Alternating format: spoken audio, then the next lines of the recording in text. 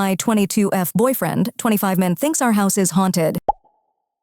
Last December, I was fortunate enough to inherit a house that has been in my family since it was built in 1940. It is a little small, but it's beautiful and has a lot of significance to me. When I moved in a few weeks ago, my boyfriend of 4 years ended up coming over quite a bit more. Our previous living situations didn't allow us a lot of sleepovers since we wanted to be considerate of our roommates. Now that we have run of a whole house, he's been staying the night every night, and I've been pretty thrilled to have him around every day. This evening, he begged me to come outside and sit with him while he smoked because he was afraid to be outside alone. I noticed he had been carrying a knife a lot, but I figured it was a symptom of having grown up in the ghetto and that he would adjust to semi-rural suburban life eventually. As it turns out, he actually thinks the house is haunted. A few weeks ago, I drove him home from the bar and he drunkenly told me that he didn't want to go back to that place because it's depressing, but he often talks shit to tease me when he's drunk, so I brushed it off as just being a shitty joke. I explained to him that the only people who have ever lived in this house were my grandparents, who both died in hospice care, but he can't be convinced that it's safe. He also can't be convinced that my grandparents, who called me their little angel and dreamed of one of their grandbabies having a family here, would not be inclined to haunt us. Honestly, I kind of balked at him and was not very respectful of his fear the first time we discussed it. He's very superstitious and spiritual and believes he feels weird around full moons. I am not. I have always secretly thought his thing about full moons was a little silly, but an endearing quirk that didn't matter much. But now his superstition might lead to an ultimatum where I have to choose between him or my amazing home. He's been getting a lot of bad dreams here, including some experiences with sleep paralysis. The thing is, it's a free house, and the total I pay for taxes and utilities each month is $600. Even the shittiest, tiniest apartment would cost more. And if we wanted to get rid of the house, I would be expected to pass it to my brother, who also wanted the house, free of charge since my parents helped cover basic repairs, legal costs. On top of financial concerns, we love our neighbors, and he literally visits with them daily. Their kids come over and ask if he'll come out and play with them after school, and the adults come over at night for beers. The property is also very large, and there's a lot of room for pets and kids expansion.